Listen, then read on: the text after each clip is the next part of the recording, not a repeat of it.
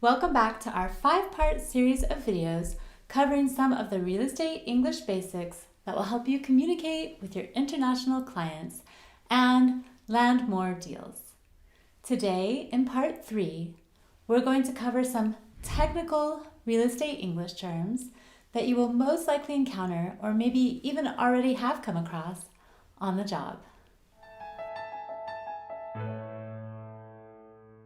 What do you do if your client asks you about some of the technical features that the property you are showing has? Well, in the best case scenario, you know the words you need to answer their question clearly and professionally. That's exactly why we made this video, to teach you some technical terms so that you're ready for any question that might come up. Built-in kitchen or fitted kitchen. For starters, we use the term built-in kitchen in American English and the term fitted kitchen in British English. A built-in kitchen refers to cabinets, countertops, a sink and faucet, and often appliances like a dishwasher and a refrigerator that are a fixed element of a property. These elements have been built in or installed before the property is sold or let. Many residential properties come with built-in kitchens. In some cases, these are included in the price, but sometimes the kitchen has to be purchased separately. Office properties sometimes come with one or more built-in kitchens. Even more common in commercial properties, though, are kitchenettes. Examples. My client is in the market for a 3-bedroom house with a large built-in kitchen and an open floor plan. The kitchen was recently remodeled. The new built-in kitchen comes with brand new fixtures and fittings and spacious upper and lower cabinets. Okay, now let's talk about the word kitchenette. A kitchenette is a small kitchen or part of a room that has been equipped as a kitchen. Kitchenettes are typically what you will find in a break room at the office or in the staff room at a retail store. A kitchenette does not come with the same amount of appliances and amenities as a full kitchen. Kitchenettes typically have countertops, cabinets, and sometimes only lower cabinets, a sink and maybe a dishwasher, and a stovetop or microwave that employees can use to heat up their food. Examples.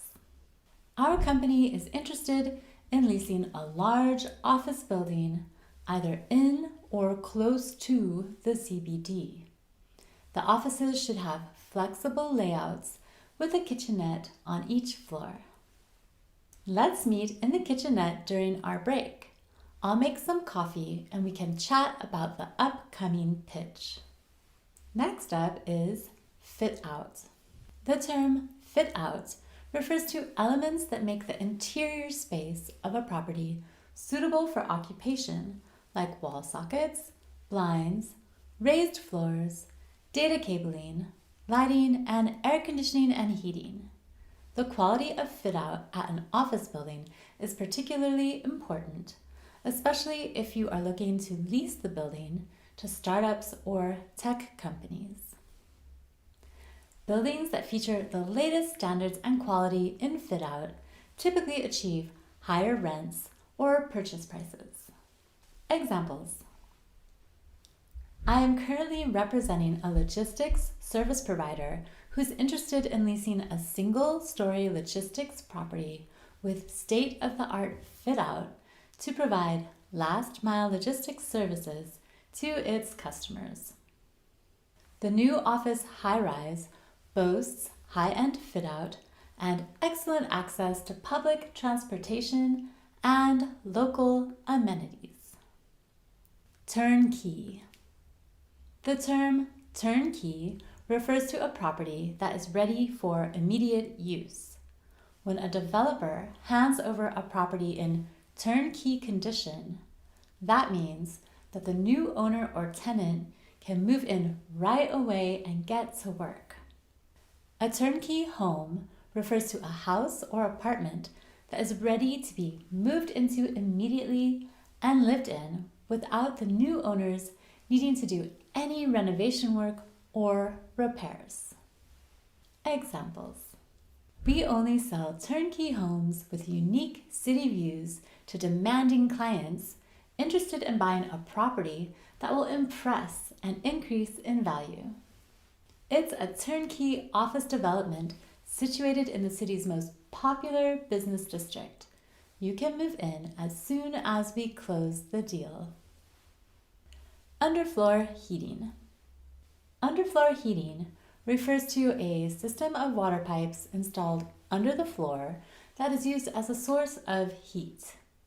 Sometimes an entire home, apartment, or office will be fitted with underfloor heating, and sometimes underfloor heating will only be installed in the bathrooms or the kitchen.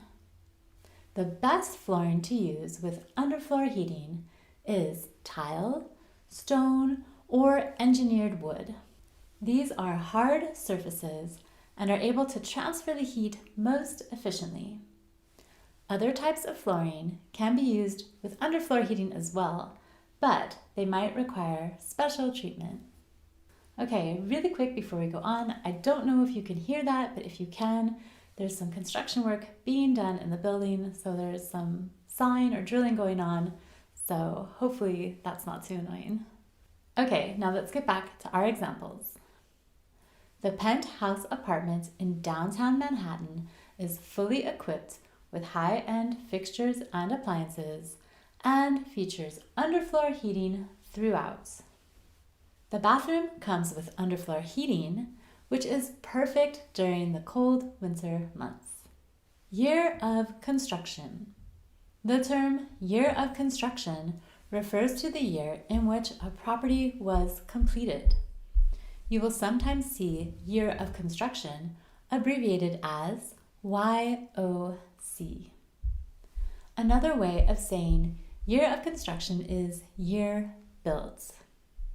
You'll often see this term used to provide information on a property in a listing or in sales particulars. The year of construction is a good indication of how much work it will take to bring the property up to current standards.